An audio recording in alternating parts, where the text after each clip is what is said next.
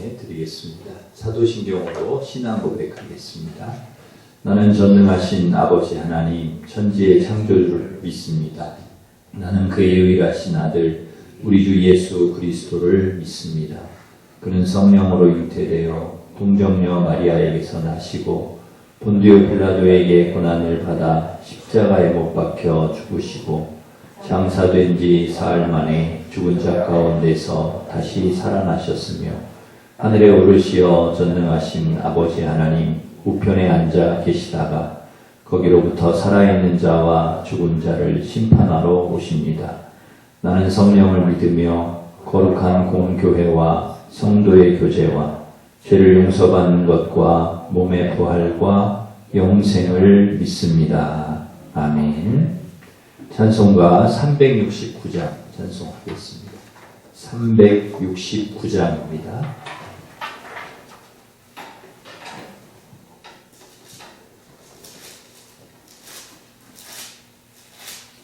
죄짐 맡은 우리 구주 어찌 좋은 친구인지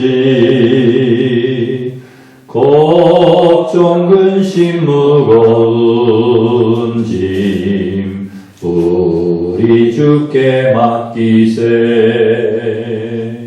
주께 고함 없는 고로 복을 받지 못하네. 사람들이 어찌하여 아를 줄을 모를까. 시험 걱정 모든 괴로움 없는 사람 누군가. 부질없이 낙심 말고 기도드려 아뢰세. 이런 진실하신 친구 찾아볼 수 있을까. 우리 약함하시오니 어찌 아니하릴까. 근심 걱정 무거운 짐 아니진 자 누군가. 피난처는 우리 예수 주께 기도드리세.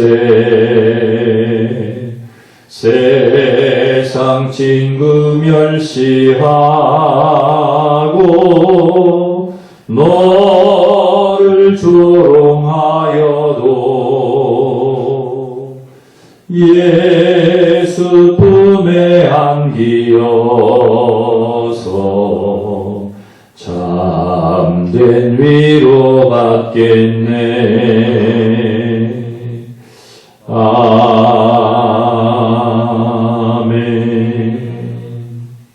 하나님께서 주신 말씀은 마가복음 11장 15절에서 25절 말씀입니다. 마가복음 11장 15절부터 25절까지 신약성경 74면에 있습니다. 신약성경 74면 마가복음 11장 15절부터 25절까지 한 절씩 교독하겠습니다. 그들이 예루살렘에 들어가니라. 예수께서 성전에 들어가사 성전 안에서 매매하는 자들을 내쫓으시며 돈 바꾸는 자들의 상과 비둘기 파는 자들의 의자를 불러 엎으시며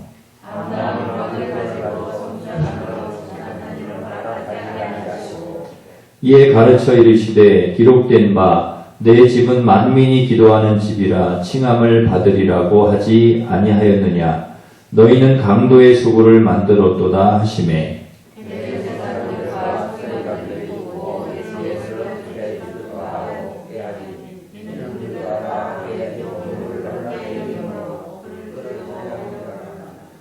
그리고 날이 저물매 그들이 성 밖으로 나가더라.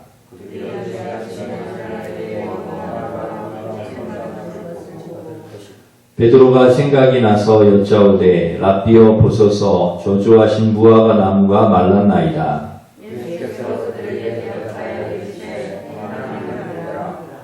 내가 진실로 너희에게 이르노니 누구든지 이 산더러 들리어 바다에 던져지라 하며 그 말하는 것이 이루어질 줄 믿고 마음에 의심하지 아니하면 그대로 되리라.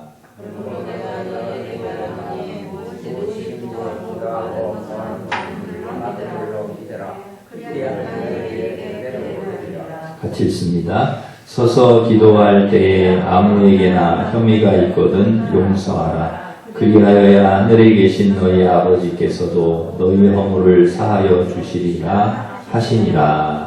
아멘. 이렇게 다시 뵙게 되어서 너무너무나 반갑습니다. 하나님께서 기도하기 위해서 성전에 나오신 여러분 한 분 한 분을 축복하시고 지켜주실 줄 믿습니다. 예수님은 성전에 들어오셔서 성전 안에 매매하는 자들을 쫓아내시고 돈 바꾸는 자들의 상을 엎으시고 또 비둘기 파는 자들 의자를 막 둘러 엎으셨습니다. 예수님 좀처럼 화를 내시는 분이 아니신데 왜 이렇게 화를 내시면서 성전을 엎으신 것일까요? 그 이유가 오늘 본문 17절에 나오는데요. 내 집은 만민이 기도하는 집이라 칭함을 받으리라 하지 아니하였느냐? 너희는 강도의 소굴을 만들었도다. 기도하는 집을 강도의 소굴로 만들었기 때문이라는 거죠. 당시 유대인들은 절기를 지키고 제사를 드리기 위해서 반드시 예루살렘 성전에 와야 했습니다. 그런데 거리가 멀다 보니까 이 제사를 드리기 위한 제물이 있어야 되는데 그걸 이제 멀리서 직접 가져오기가 어려우니까 예루살렘에 이렇게 와서 그것을 이제 사는 거죠. 돈을 주고 사서 제사를 드렸습니다.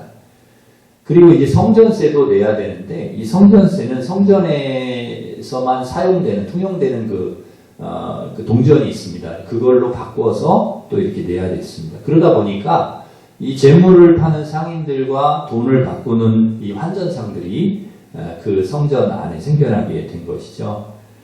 그런데 문제는 이 장사꾼들이 이 턱없이 이렇게 폭리를 취하는 것입니다. 재물의 값도 비싸게 받고 또 환전해 줄 때 수수료도 많이 받고 뭐 하여튼 몇 배 폭리를 취하는 거죠. 그러니까 강도들처럼 그렇게 이제 폭리를 취하는 거죠. 그래서 성전이 본래 하나님께 예배드리고 또 와서 기도해야 되고 그런 이제 성전이 그 목적대로 운영되는 것이 아니라 마치 강도의 소굴처럼 그렇게 바뀐 것입니다. 그래서 예수님은 성전에 올라오셔서 상과 의자를 엎으시고 사람들을 내쫓으신 것이죠. 여러분 성전은 교회는 어떤 곳입니까? 하나님께 예배를 드리는 곳이고 또 기도하는 곳입니다. 그래서 오늘 본문에도 기도하는 집이다 이렇게 말씀하고 있죠. 성전에서 무엇을 제일 많이 해야 되는가? 기도를 많이 해야 되는 거죠. 기도하는 집이죠. 그래서 성도들이 끊임없이 교회에 와서 기도해야 합니다. 그래서 교회는 조용하면 안 됩니다. 기도 소리가 늘 들려야 되는 곳이 교회입니다. 기도하는 성도들의 발길과 기도 소리가 끊이지 않아야 합니다. 그게 성전이고 교회입니다. 여러분 기도의 집인 성전에 이렇게 새벽마다 오셔서 기도하는 것은 정말 잘하시는 일입니다. 기도하는 여러분이 교회를 교회되게 하는 분들이고 성전을 성전되게 하는 분들입니다. 그러기에 여러분 기도하기를 쉬지 마시기를 바랍니다. 코로나19로 한 달 정도 새벽 기도를 저희들이 못한 것 같습니다. 물론 집에서 다 하셨겠지만은 교회에 와서 이렇게 기도를 못하니까 몸은 편해도 마음이 굉장히 힘들어요. 마음이 불편해. 내가 주님께 나아가서 성전에 가서 기도해야 되는데 늘 그 마음이 있는데 그걸 못하니까 마음이 너무 힘들어요. 얼른 내가 주의 전에 가서 기도해야 되겠다 하는 마음이 늘 있는 것이죠. 이렇게 다시 주의 전에 저희들이 같이 모여서 이렇게 같이 예배를 드리고 또 기도하게 된 것이 얼마나 감사한지 모릅니다. 아직 이 코로나19가 끝나지는 않았지만은 저희들 이렇게 하나님 앞에 간구하는 우리의 기도를 들으시고 이 모든 어려운 상황을 하나님께서 하감하시고 또 코로나도 끝나게 하시고 모든 것이 회복될 수 있도록 도와주실 줄 믿습니다. 예수님께서 성전에 이렇게 가서 보니까 기도하는 집인 성전이 강도의 소굴이 된 거예요. 기도하는 사람들이 들어와서 기도하는 것이 아니라 막 장사하고 막 폭리를 취하고 강도의 소굴을 만든 것이죠. 여러분, 성전도 기도하는 사람들이 들어와서 기도하면 기도하는 집이 되지만 강도들이 들어와서 장사를 하면 강도 소굴이 되는 것입니다. 기도하는 집이 강도의 소굴이 될 수도 있다는 거죠. 예수님은 성전이 본래 목적대로 사용되기를 시장이 아니라 예배하는 곳, 기도하는 곳이 되기를 원하셨습니다. 그래서 엎으신 것이죠. 하나님은 언제든지 교회가 교회의 거룩함과 본래 기능을 잃어버리면 엎으십니다. 지금도 마찬가지죠. 그러기에 우리는 교회의 거룩함과 본질을 잃지 않도록 해야 됩니다. 여러분, 교회의 거룩함과 본질을 우리가 지켜야 되는 것이죠. 교회의 거룩함과 본질을 잘 지켜나가는 우리 성도들 되시기를 바랍니다. 고린도전서 3장 16절에 보면 우리에게 이렇게 말씀합니다. 너희는 너희가 하나님의 성전인 것과 하나님의 성령이 너희 안에 계시는 것을 알지 못하느냐. 우리가 하나님의 성령이 계신 성전이라는 거예요. 하나님의 전이라는 거예요. 그렇다면 가장 먼저 돌아가야 될 성전은 누구냐? 우리 자신입니다. 우리 교회이기도 하지만 하나님 앞에 모여서 거룩한 하나님의 자녀들이 모여서 예배하는 곳이 성전이기도 하지만 가장 먼저 돌아가야 될 성전은 우리 자신이라는 것이죠. 성령이 계시는 하나님의 전, 우리 자신. 그런데 우리 성전인 우리 자신이 거룩해야 될 성전이 죄와 교만과 욕심과 세상의 것들로 가득 차 있다면 우리가 강도의 소굴이나 마찬가지입니다. 하나님의 성전인 우리들이 강도의 소굴이 되지는 않았는가를 돌아보아야 되는 것이죠. 혹 아직도 남아있는 죄악과 교만, 욕심, 탐욕, 세상적인 것들이 우리 안에 있다면 예수님의 보혈로 그 모든 것들이 다 씻음받아서 여러분 거룩한 성전으로 거듭나 하나님 기뻐하시는 성전의 기능을 발휘하면서 살아가시기를 간절히 바랍니다. 아침에 예수님께서 제자들과 이렇게 나오실 때 그 다음 이렇게 말씀해 보면 무화과 나무가 말라 있어요. 뿌리째 마른 것을 보았습니다. 베드로가 무화과 나무가 말랐습니다 이야기를 하자 예수님께서 22절에 말씀을 하셨습니다. 하나님 믿으라 이렇게 말씀하셨죠. 그리고 23절에 뭐라고 얘기하십니까? 누구든지 이 산더러 들리어 바다에 던져지라 하며 그 말하는 것이 이루어질 줄 믿고 마음에 의심하지 아니하면 그대로 되리라 말씀하셨죠. 그런데 왜 산이 바다에 던져지는 그런 일이 지금 일어나지 않을까요? 믿으면 된다고 예수님 분명히 말씀하셨는데 이미 우리는 의심하고 믿지 않기 때문입니다. 어떻게 산이 바다에 던져지나 그렇게 생각하는 것이죠. 24절에 예수님은 중요한 이야기를 하나 더 하시죠. 기도하고 구하는 것은 받은 줄로 믿으라. 그리하면 너희에게 그대로 되리라.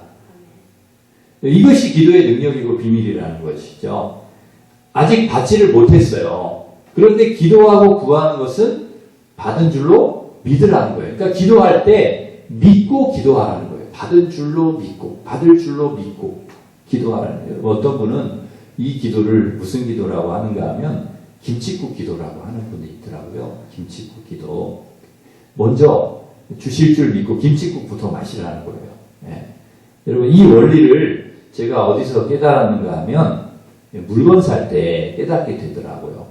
좋은 물건이 있어서 이렇게 온라인으로 사잖아요. 그 인터넷에서 이제 시켜요. 그 시킬 때 아직 받지는 못했어. 그런데 그 시키면서 이미 그거 받은 거예요. 그죠? 그거를 이제 주문을 하고 돈을 지불하고 그러면 며칠 후에 어김없이 그 물건이 와요. 여러분, 물건이 시키는 순간 좀 시간이 걸릴 뿐이지 받은 것과 똑같다는 거예요. 여러분, 기도가 그렇다는 것입니다. 우리가 하나님 앞에 기도하는 순간 이미 그 오는 거예요. 하나님 응답이 그 순간에 하나님 응답을 주실 걸 믿는 거예요. 의심하지 말고 받을 것을 믿고 그렇게 기도하라는 것입니다. 그러면 무화과 나무도 마르고 산도 바다에 빠지고 그런 귀한 일들도 일어날 수 있다는 거예요. 이게 기도의 힘이고 비밀이라는 거예요. 여러분, 오늘 기도하러 이렇게 오셨는데 이 말씀 꼭 기억하시고 여러분 받을 줄 믿으시기를 바랍니다. 의심하지 말고 기도하시기 바랍니다. 여러분 믿고 기도한 대로 하나님께서 되게 해주실 줄 믿습니다. 기도하겠습니다. 하나님 아버지, 우리 죄를 주의 보혈로 씻어주셔서 사랑하는 성도들 모두 강도의 소굴이 아니라 거룩한 성전, 예배하는 성전, 기도의 성전 되게 하여 주옵소서. 또한 받을 줄 믿고 의심하지 말고 기도해서 믿고 구한 대로 되게 주님 응답하여 주시옵소서.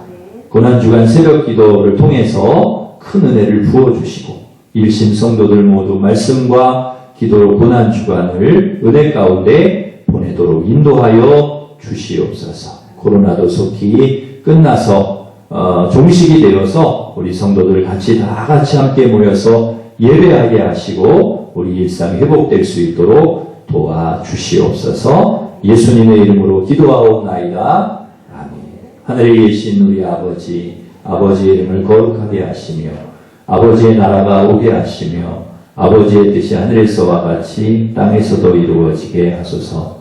오늘 우리에게 일용할 양식을 주시고 우리가 우리에게 잘못한 사람을 용서하여 준 것 같이 우리 죄를 용서하여 주시고 우리를 시험에 빠지지 않게 하시고 악에서 구하소서.